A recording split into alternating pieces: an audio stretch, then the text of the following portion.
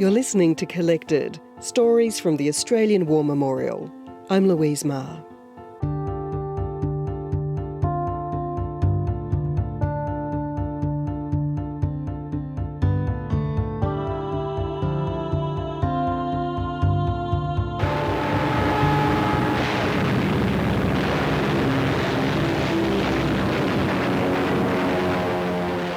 Most people are familiar with the history of Japanese kamikaze attacks during World War II.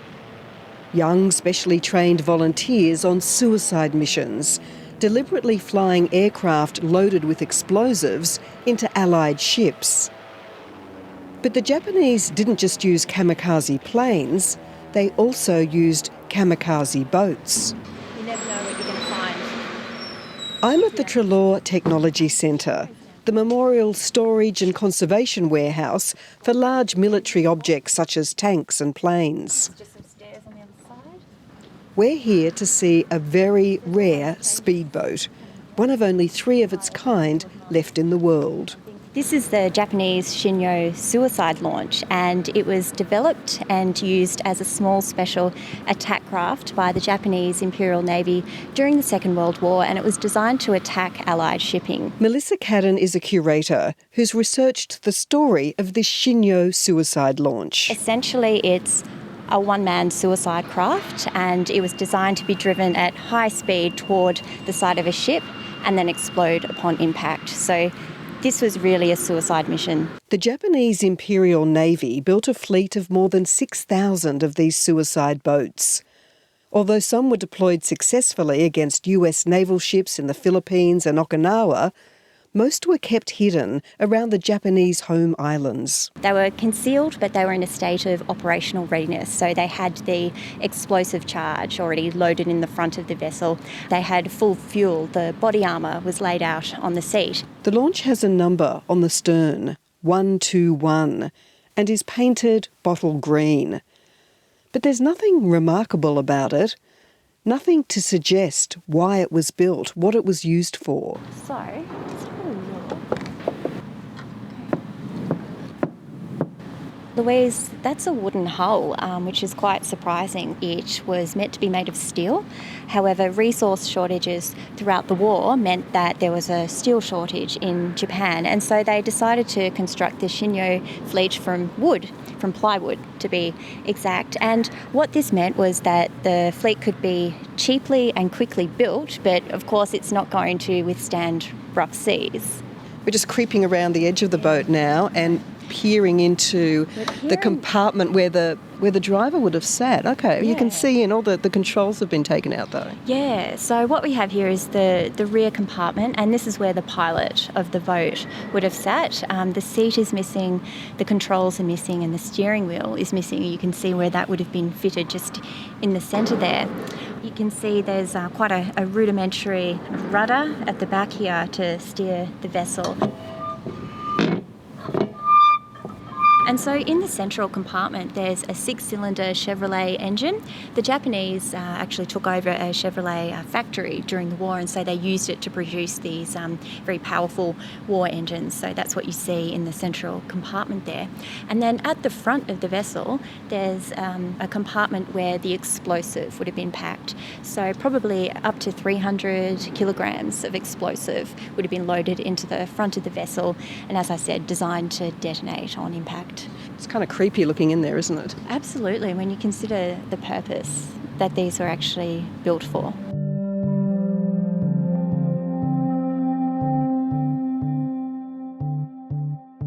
The Japanese word kamikaze means divine wind. Shinyo translates as sea quake. The Shinyo suicide speedboats were part of the Japanese Special Attacks Unit, which also included suicide submarines and divers.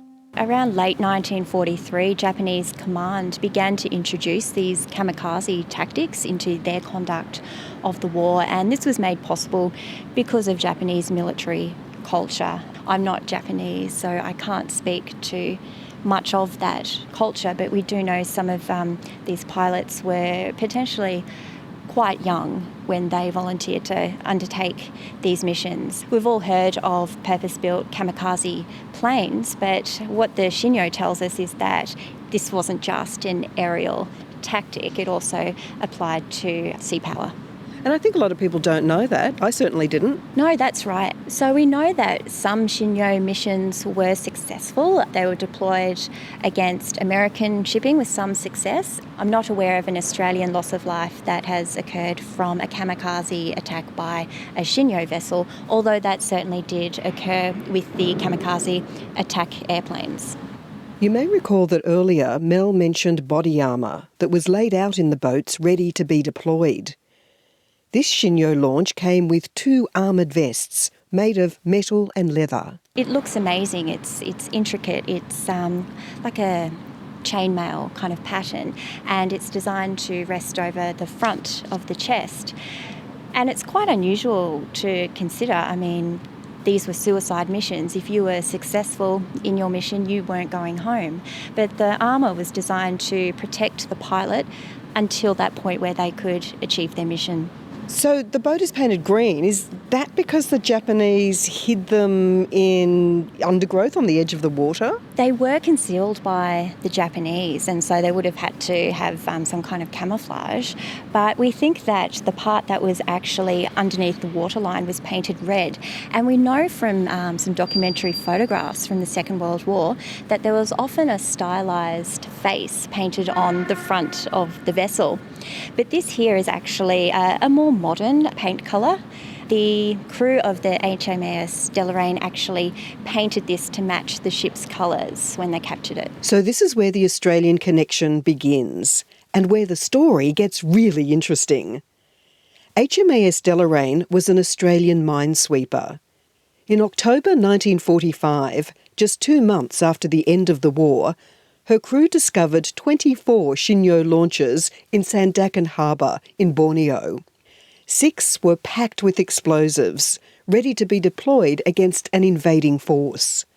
The Australians decided to keep one.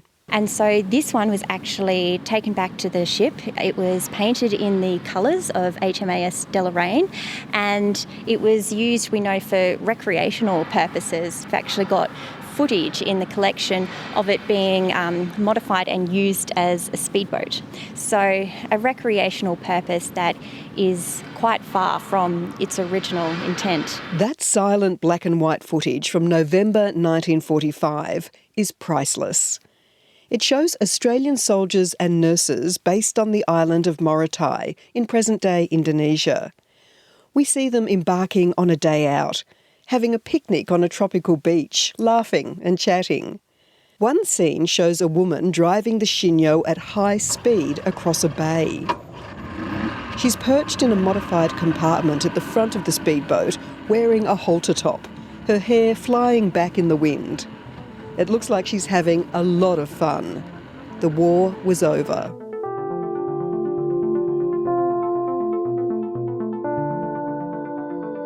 You're listening to Collected, stories from the Australian War Memorial. I'm Louise Maher.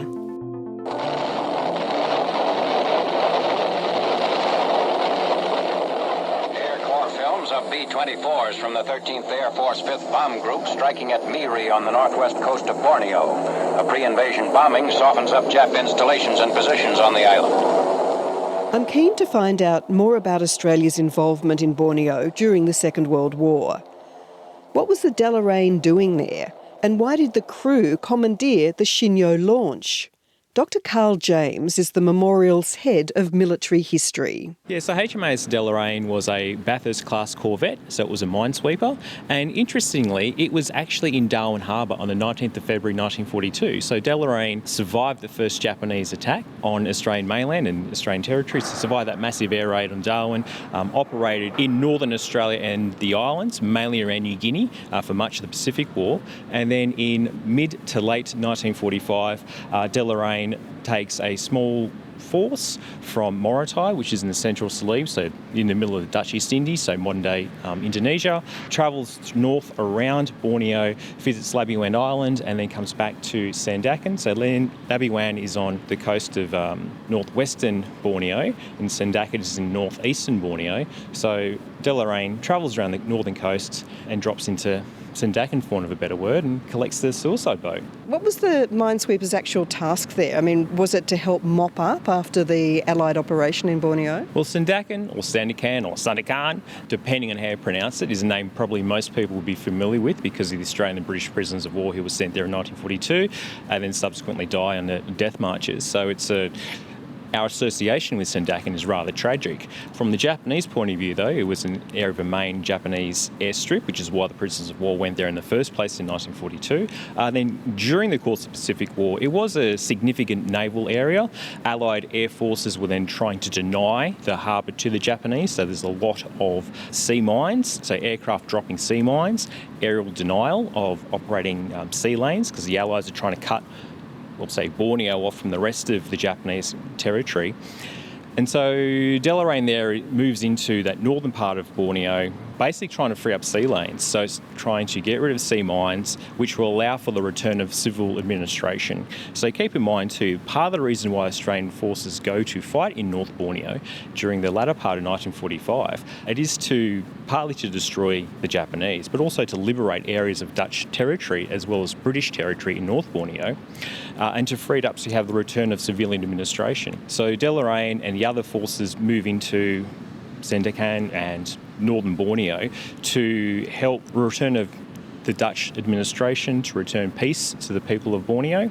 And they're also concentrating Japanese forces because with the war ending so suddenly on the 15th of August 1945, the Japanese are spread all across, say, the Dutch East Indies, Borneo and everywhere else. So one of the first exercises the Allies need to do is concentrate Japanese forces together, make sure they all surrender, and then very quickly repatriate those forces to Japan, while also conducting war crimes investigations, trying to figure out what happened to our missing prisoners of war. And then you've also got Australian forces, particularly, say, the 9th Division in North Borneo, re-establishing civil and peaceful administration. So it's a really complicated and busy time. I think we tend to think about war and conflicts about the shooty bits, but just because the war is over in the 15th of August 1945, it doesn't mean the job is over, and there's actually a lot of work that needs to be done. And you've also got the return of, in addition to prisoners of war, because there's still officers in nearby prisoner of war camps, you still have to return Australian soldiers for demobilisation. So there's a lot of things that are still happening in, say, August, September, October 1945, even into early 1946. And it was a really successful Australian operation, wasn't it? Not one we hear a lot about, but they did a good job.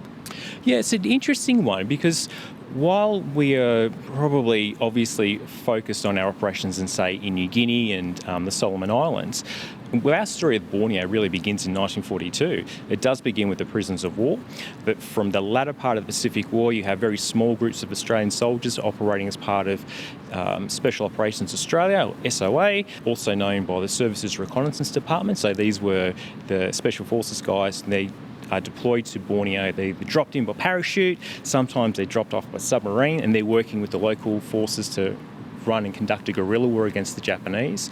They're raiding, bringing back information. So there's a lot of things happening, sort of cloak and dagger type activities, so this guerrilla war. And then from mid-1945, you have the three major Allied or the Australian amphibious operations. So they're landing in forces on the 1st of May at Tarakan, then on the 10th of June in Labuan and North Borneo, and then on the 1st of July, the 7th Division lands at Balikpapan. Rocket bombardment begins. Invasion troops are Australian Imperials, veterans of North Africa and New Guinea. So three major amphibious operations. The Royal Australian Air Force is also very active, flying over Borneo and other parts of the Dutch East Indies. You've got Australian Catalinas dropping mines. The Royal Australian Navy operating alongside the Royal Navy and the United States Navy is really everywhere. So Borneo is a really big focus of our activities from the latter part of the war onwards, and hundreds of thousands of Australians served either in the island, above it in the skies and in the water. Given what you know about what was happening there at the time, Carl, are you surprised that the crew of the Deloraine decided to basically lift this boat? Yes and no. See, Sendakan itself was a rather large harbour, and from a vessel such as Deloraine, which was a minesweeper, having access to small watercraft would be incredibly helpful because it's a big warship. It's a warship. They have several boats, lighters and various other small craft, but having access to additional boats is always quite helpful just to get from A to B, from ship to shore, moving around and the like. There's also a lot of river work that took place, so not just the deep blue water operations, but going into the rivers, into the port, into the harbour and just moving around. But so it was useful operationally? Oh yeah, there's two things going on here. One is, from the Australian point of view, they can use this. The Japanese aren't going to use it anymore, so we have a usefulness for it, so it's useful, it has a utilitarian purpose in just moving people. And then we also know, because it's Japanese and essentially captured goods, it's surplus, so it can become that recreational type of activity, probably used for fishing, probably used for jaunts. It would have been faster than the other ship's boats, and so you can muck around a little bit. Muck around is probably not the right term, but you can muck around in this, and if you prang it or break it, no probs. Whereas if you were to destroy one of Delorain's boats, then you're in trouble. So this was sort of surplus to needs, useful but surplus to needs.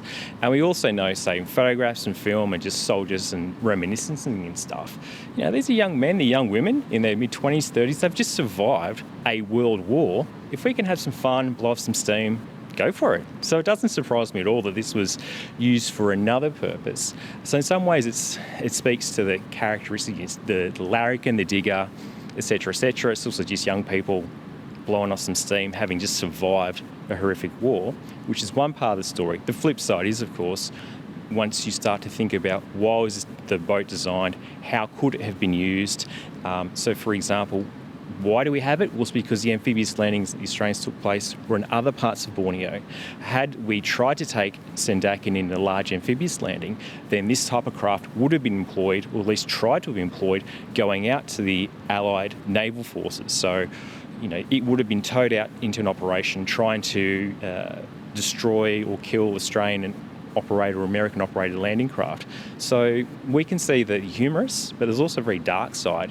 And then once you think about the Japanese, again, from the Japanese perspective, this is a sign and a symbol of their desperation. So it's not just about how could they commit or design a weapon where it is intentional suicide craft. It's part of what else the Japanese are doing during that latter part of the war. So there's suicide boats, suicide aircraft, human torpedoes. There's a range of different tools as well as techniques the Japanese are trying to implement, because from their point of view, the Allied offensive is an unstoppable juggernaut.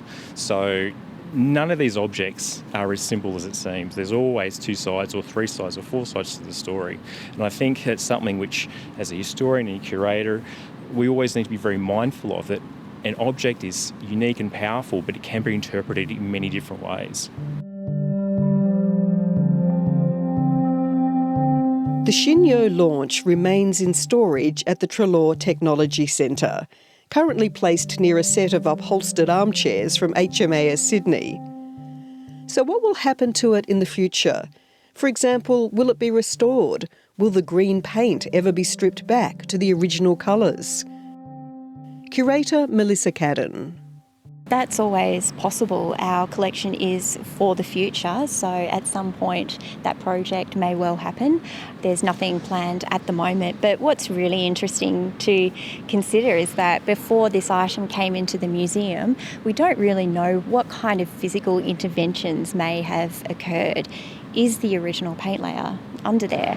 Once it's in the museum, then every conservation activity we carry out is very well documented. So maybe one day it could be restored, the seat, it might be put back in, but it tells a story the way it is, just as it is, and what was done to it by the crew of the Deloraine also tells the story of the history of this particular boat. Yeah, absolutely. So its current condition speaks to the journey of this particular item, from the possession of the Japanese to the possession of the crew of HMAS Deloraine, and then its eventual transfer to the collection of the Australian War Memorial. What fascinates you about this particular item, Mel? This item is unique in every way. It speaks to quite a unique tactic employed by the Japanese during the Second World War, which is quite terrible to contemplate today, its rarity is fascinating.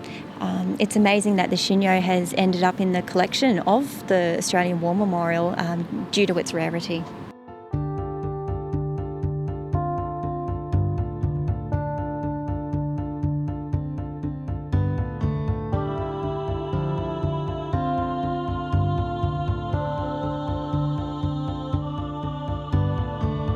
Thanks for listening to this episode of Collected, Stories from the Australian War Memorial. I'm Louise Maher. You can subscribe to the series by going to the Memorial's website or wherever you get your podcasts. See you next time.